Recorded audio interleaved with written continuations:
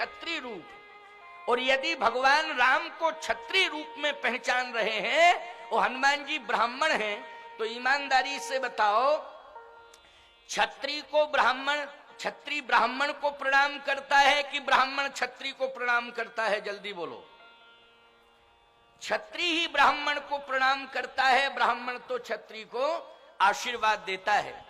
लेकिन लक्ष्मण जी ने दूर से देखा, कहा भैया पंडित जी आ रहे हैं, मस्तक पर चंदन है, शास्त्र हाथ में लिए हैं, ब्राह्मण का शुभ दर्शन, निश्चित रूप से विश्वास हो गया कि खोई हुई माता जानकी हमें अवश्य मिलेंगी, क्योंकि विप्र देवता का दर्शन हो गया। भगवान राम बोले तुम चुप रहा करो, बीच में बोला मत करो, हम जानते हैं कि किस देवता का दर्शन हो रहा है, ज्यादा बोलने की जरूरत नहीं है, चुप रहो।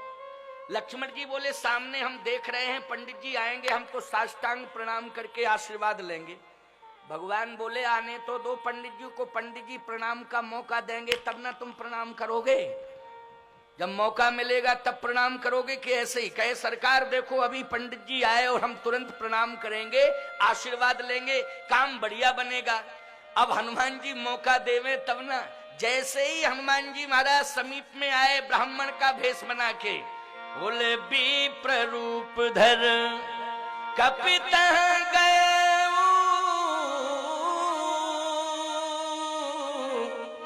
माथ नाय पूछत यश भय, माथ नाय।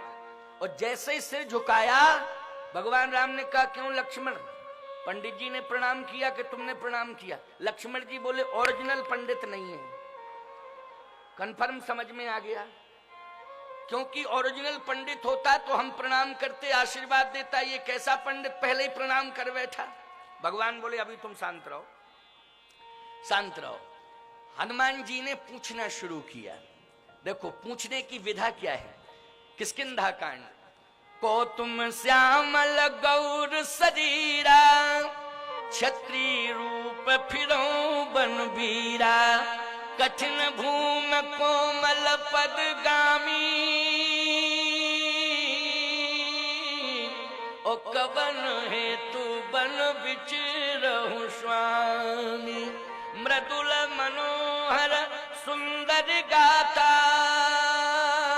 ओ सहित दुसै बनयात पिबाता, के तुम तीन देव मह कोऊ, नर नारायण के तुम दोऊ, जग कारण तारण भव भंजन धरणी भार, के तुम अखिल भुवन पति लीन मनुज अवतार। लक्ष्मण जी ने कहा भैया पंडित साधारण नहीं है, बड़ा विद्वान है। एक सांस में इतने प्रश्न एक सांस में हुए हैं, निश्चित रूप से पंडित विद्वान है। भैया हम भ्रमित हो रहे हैं, हम भ्रमित हो रहे हैं, बहुत विद्वान पंडित है। लेकिन आपसे मेरी प्रार्थना है कि उत्तर भी देना तो सटीक देना, ऐसा सटीक उत्तर देना कि विद्वान पंडित भी समझ जाए कि उत्तर देने वाला भी हमसे बड़ा विद्वान है, ऐसा उत्तर देना। भगवान राम बोले प्रयास करते हैं, कोशिश करते हैं। अब भगवान बोले कौशलेश दशरथ के जाए, हम पितु बचन मान बन आए, राम नाम लक्ष्मण दो भाई, संगनार सुकुमार सुहाई, यहाँ हरि निश्चर भय देही, विप्र फिरे हम खोजत तेही, आपन चरित कहा हम गाई, कहो विप्र निज कथा बुझाई। जैसे ही भगवान श्री राम ने उत्तर दिया तो प्रभु पहचान परऊ गहि चरना,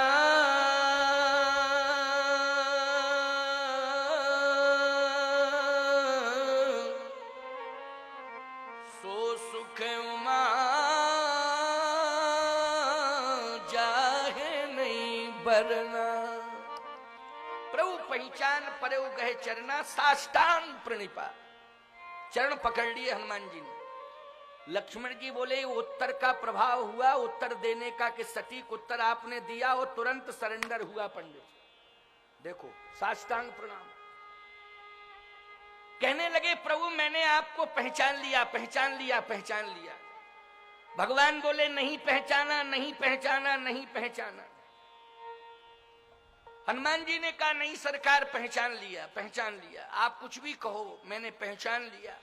अच्छा क्या पहचाना, क्या पहचाना? जग कारण तारण भव, ये पहचान आपकी। आप जगत के जन्म के कारण हैं। भंजन धरनी भार, आप पृथ्वी का भार हटाने वाले हैं। कह तुम अखिल भुवन पति,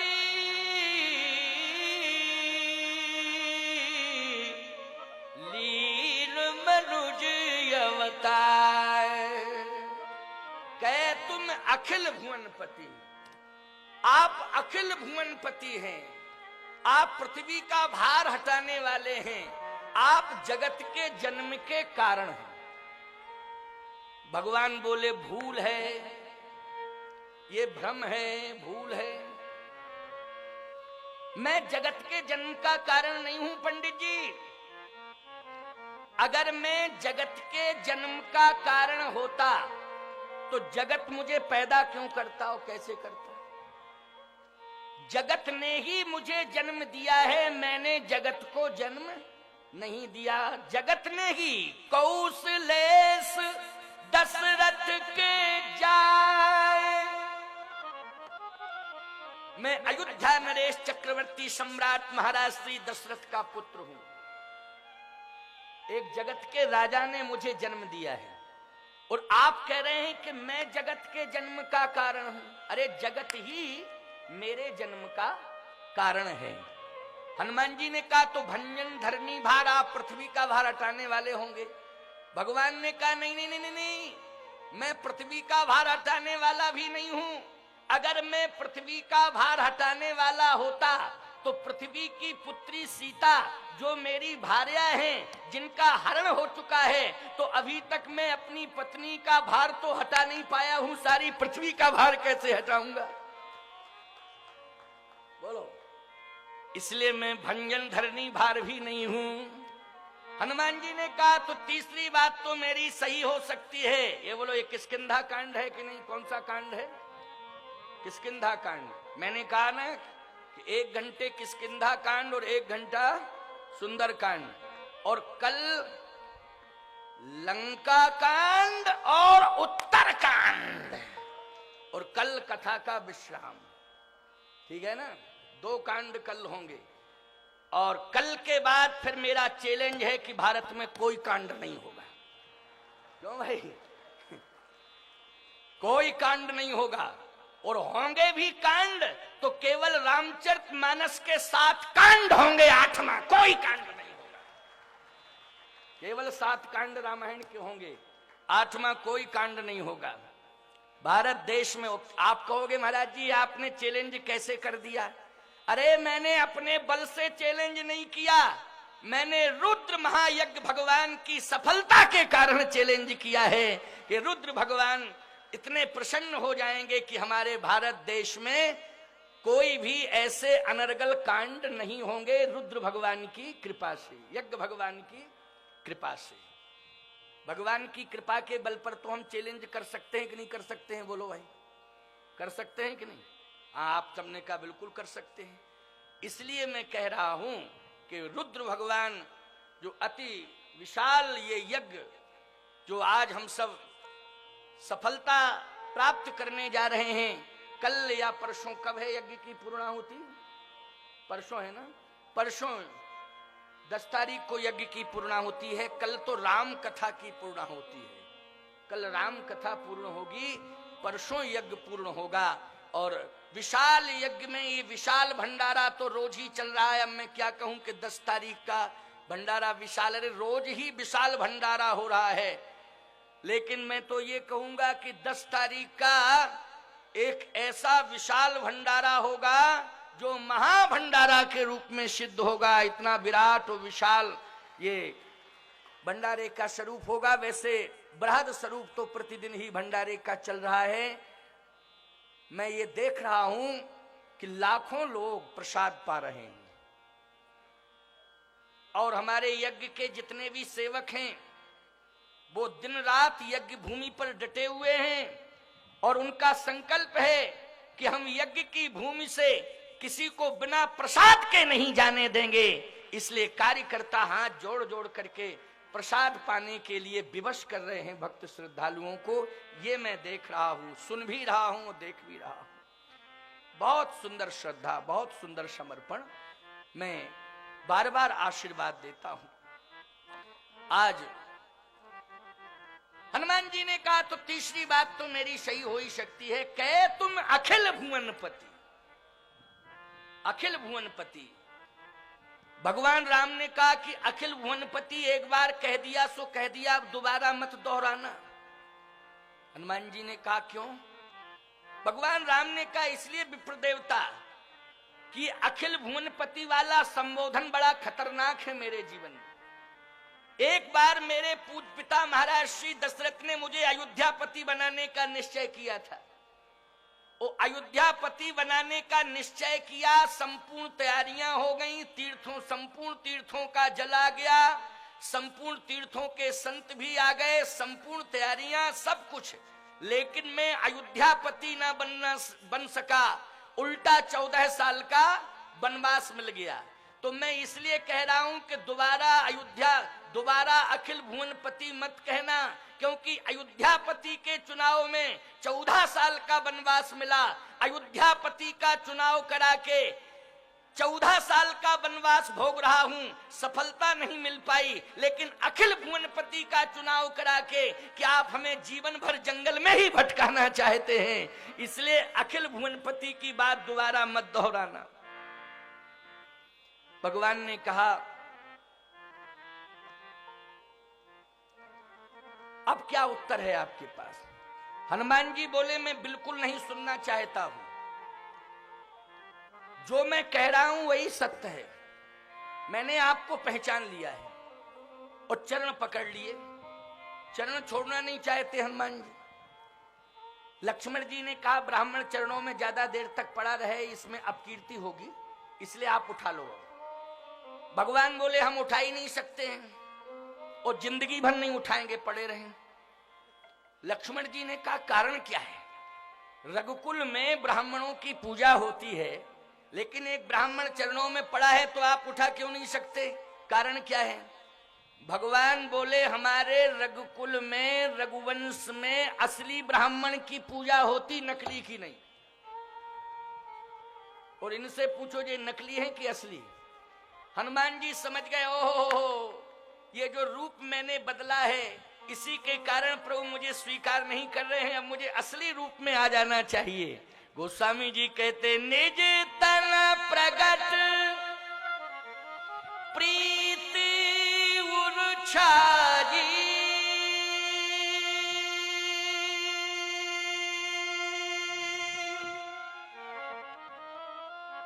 तब रघुपति उठाई उरलावा, निज नैनन जल सींच जुड़ावा। निज तन प्रगट प्रीति उरछाई। जैसे अपने असली रूप में हनुमान जी आए तो भगवान ने तुरंत हाथ बढ़ाए उठाने के लिए। हनुमान जी बोले रुको रुको। आपने हाथ बढ़ाए किसके लिए?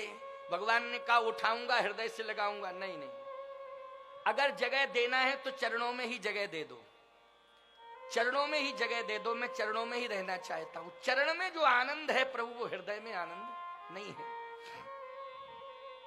भगवान ने कहा नहीं नहीं, तुम लेट हो गए।